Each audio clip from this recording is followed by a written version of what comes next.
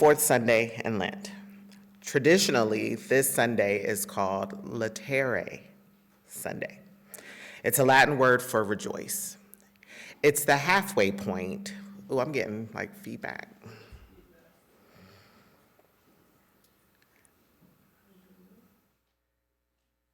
Hello. Yeah, that's better. Oh.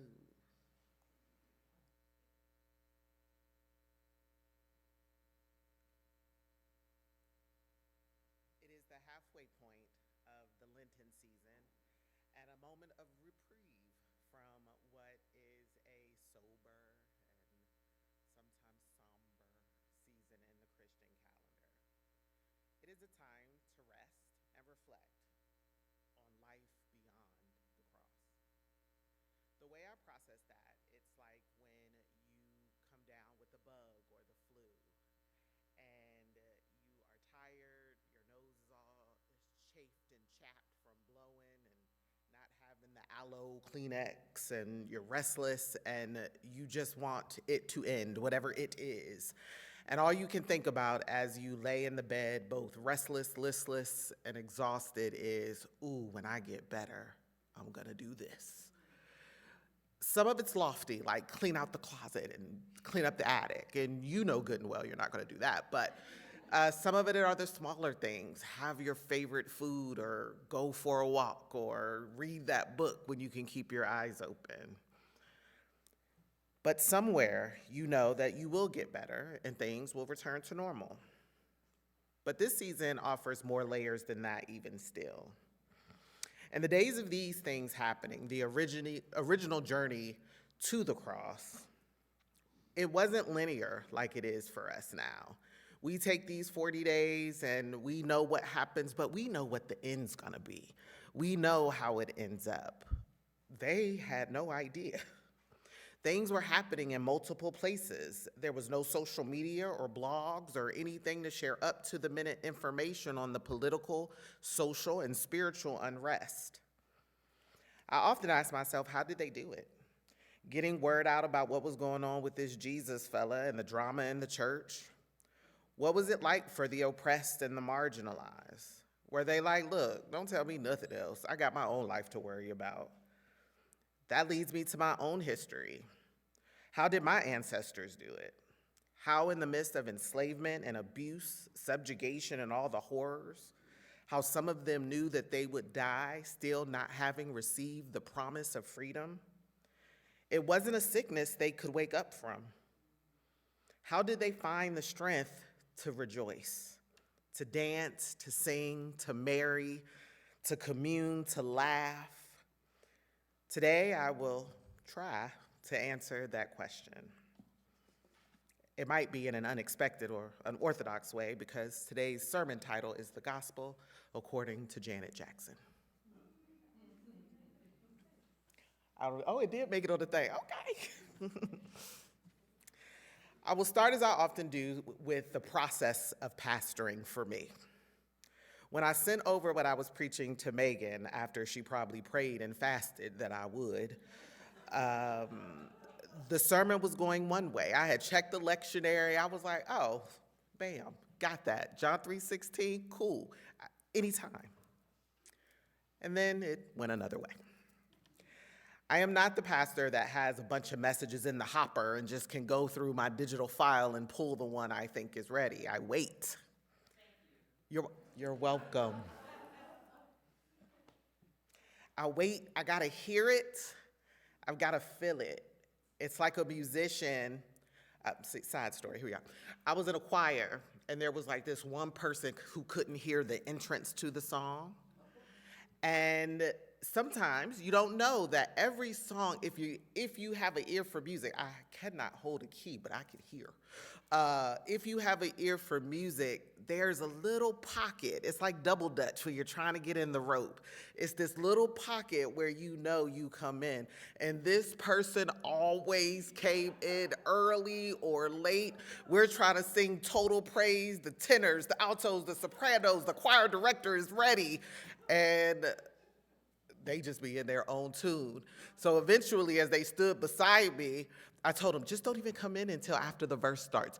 I'll elbow you. I'll squeeze your finger. I'm going to help you because you're not going to keep embarrassing me like this. And so that's what I wait for. I wait for the spirit pocket. And once I find that groove, then I'm good. It's that feeling of, yeah, this is where I need to be. What I did not know is that last week, finding that pocket, I would need to apply it to myself and find the strength to rejoice.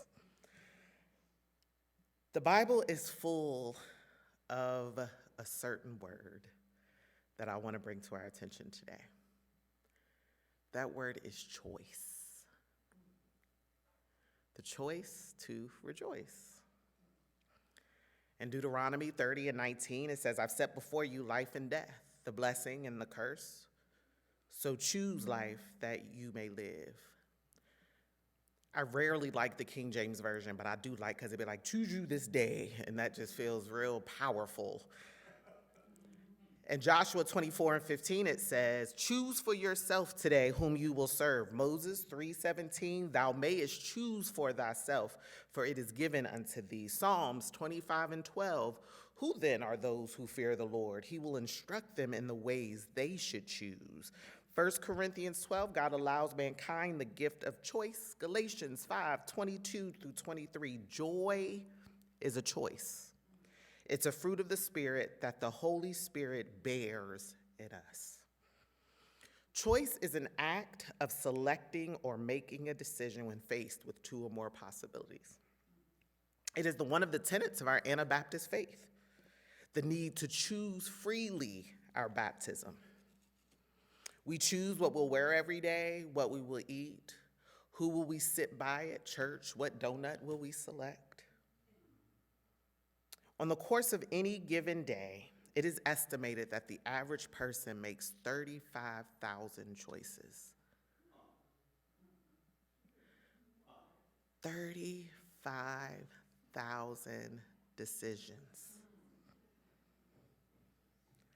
That is a lot of responsibility, but it also means a lot of fatigue. It means that by the time you get home and have a moment of brain rest, the last thing you may want to do is make another decision. But the thing that struck me was that in all of those decisions, the thing that I find we choose not to decide about is how we take care of ourselves. We find ways to make ourselves the last of those 35,000 choices. We hear the scripture today and we say, yes, I love God. I follow that commandment. Yes, I love my neighbor. Don't you see? We sing, we donut, we clap, we play, we bongo, like we do all the things. But how do we show that love to ourselves? How do we move from performing joy and performing love to loving God with loving ourselves? It's hard. It's like trying to fill a cup that's upside down on a saucer. When you see someone pouring the jug is emptied, and so theoretically you believe that the saucer, the cup, is getting full. But with the cup turned upside down, it is still yet a performance. But that is not what God is asking of us. Our lives are not a recital. Our lives are a tapestry of our choices, both individually and communally. Each choice hinged and tied to another. Each way we care for ourselves is a thread to the next moment of care. In All About Love, New Visions by Bell Hooks, in the beginning she quotes Parker Palmer, and she says, only as we are in communion with ourselves can we find community with others. Her and other women of that time, in speaking of the Black and queer experience, encourage others to engage in radical self-care. Donna Nicole and Jennifer Yee developed that further. They defined radical self-care as an imperative practice to resist pressures to comply, conform, and above all, to remain true to our authentic selves. Radical self-care involves embracing practices that keep us physically and psychologically healthy and fit, making time to reflect on what matters to us, challenging ourselves to grow, checking ourselves to ensure that what we're doing aligns with what matters to us. We consider this self-care radical because it fundamentally alters how we make choices about allocating time, money, and energy for ourselves, personally, at home, at work, and it revolutionizes our workplace practices. Practice faithfully, radical self-care involves owning and directing our lives and choosing with whom, how, and how often we engage in our nested, interconnected worlds so that we can be unapologetically ourselves in the face of unrelenting pressure and expectations to be otherwise. Yeah. The part of that definition that was hard for me to digest was the part about owning and directing my own life. That feels like responsibility and accountability and all the other abilities that frustrate me. It is easy to choose what happens at work.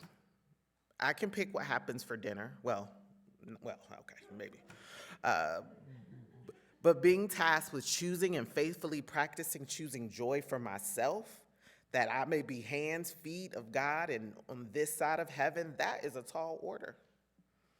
I went back and forth with God, the lectionary, and the readings. I saw the text we know, John 3:16, for God so loved the world, she gave. The process of giving in that moment clicked for me. To give implies you made a choice. When we go through our closet for donations, we choose what we will give. When it's time for the offering, we choose what goes in the collection plate. Somewhere between God's sovereignty and humanity's free will, there was a choice. For me, that was an empowering revelation. That even in times of unrest, injustice, sickness, oppression, there is still freedom that I have in my person to choose. Ways I can rebel, revolt, resist, and rejoice. It made me feel like Thomas the Train. I think I can.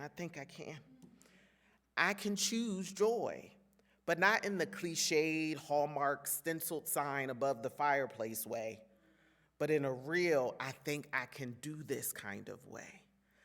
Not in a, I'm going to bypass the things that are happening in my life.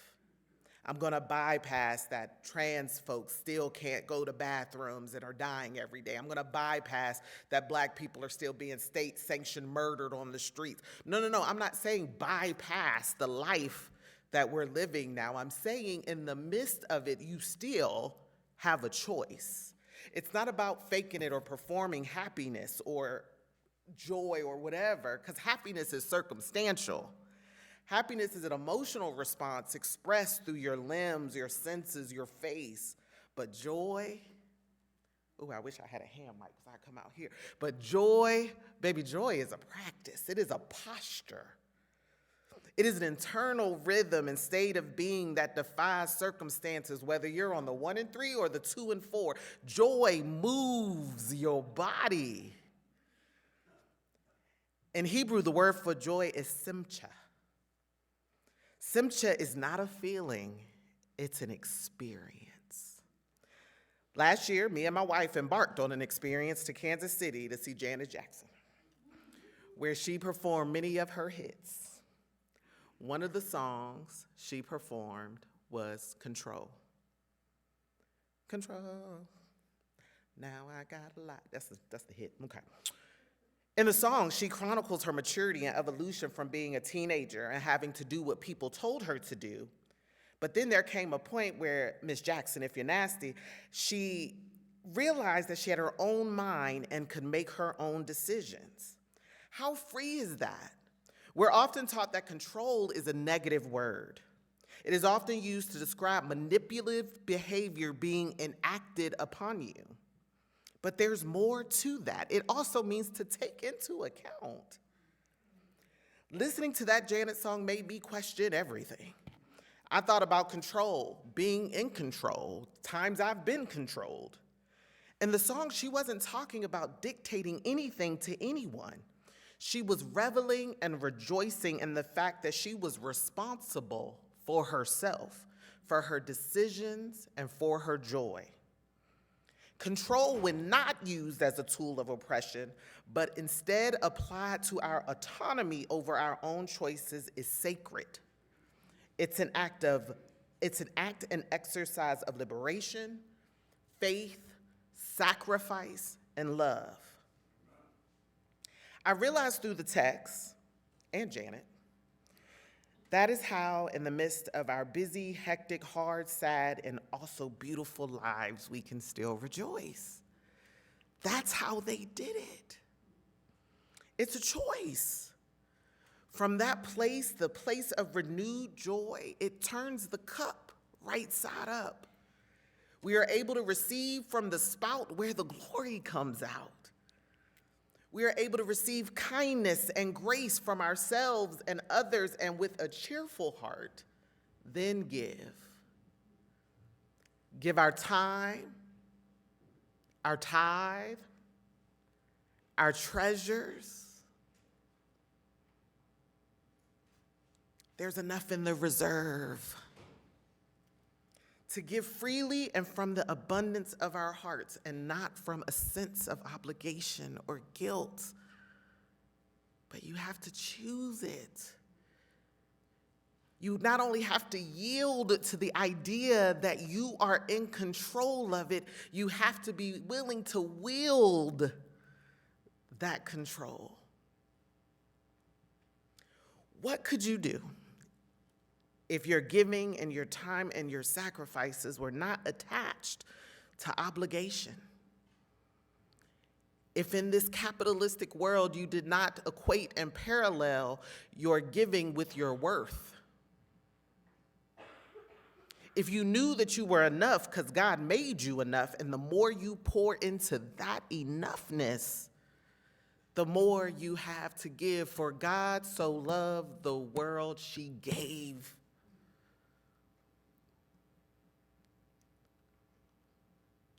God didn't give themselves in the sense that we think about what giving is. God gave an extension, a piece of themselves that had to be filtered through the body of someone else. God gave an energy, God gave an effort, God gave an expression from the overflow of her bosom. God gave.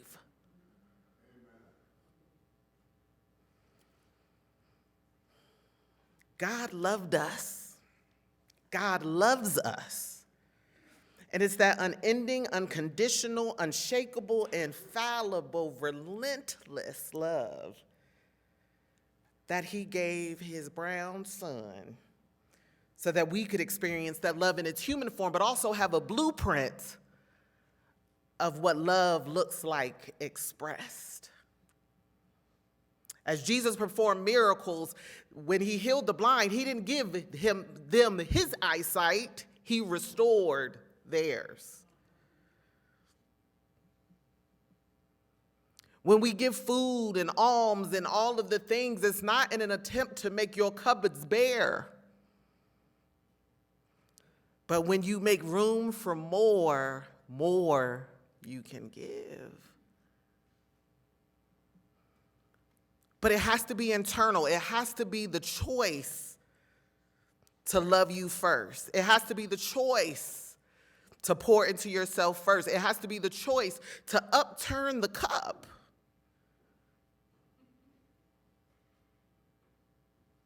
Because the performance is fooling no one. And the performance is draining you dry.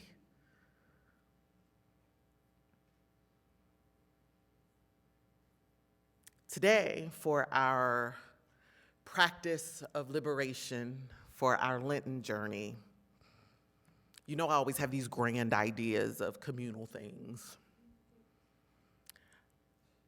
I brought this jar from home. There's a little, I wouldn't call it a hymn, but it's a little song called Every Day with You, Lord, is Sweeter Than the Day Before. And it's my favorite. And it's they talk about from the rising of the sun to the going down the same. Every day with you, Lord. It's real catchy and tuny. Anyway, but that particular jar was a gift to me. And it was a bittersweet gift. And I always look at it with sadness.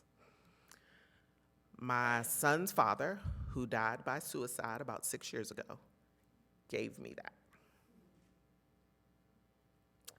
He complained all about how he had to go into the Christian bookstore, all about how he thinks peppermints are stupid, all about how he can't believe that he had to spend all that time to find me a stupid gift for my birthday, but since he loved me, this is what he got. And I said, well, hell, you should have kept that.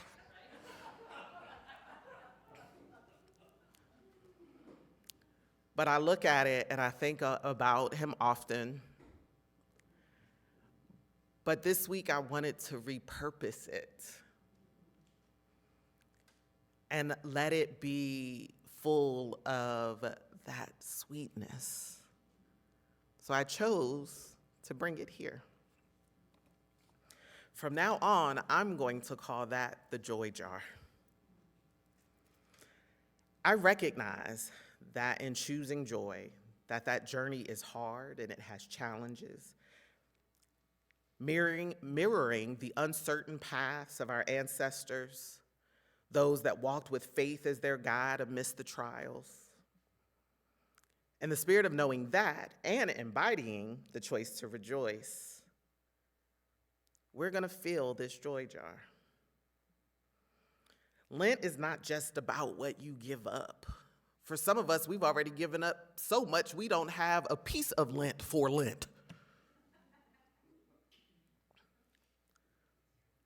But here's a time to extend our hearts and our giving outward, sharing light in the midst of dark times. I invite each of you to take the piece of papers that I gave you or that you picked up and write down notes of affirmation, of love, of joy, of care that has brought you through or that you utilize to bring you through hard times. Quotes that have lifted your spirits, words of encouragement. And then I want you to fold them and bring them to the jar.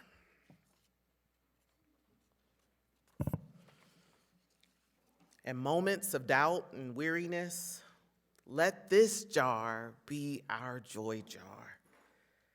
And the choice we have to embrace it by putting in or pulling out a note. As we journey through these days and continue towards the cross and Lent, let us keep the jar flowing with compassion, encouragement, love, and the radical act of both giving joy and knowing when you're struggling to receive it. This act of feeling and taking from this jar is a manifestation of our choice to care for ourselves and each other, a radical act of self-care and communal love. Reflect on the strength it takes to fill out these pieces of paper.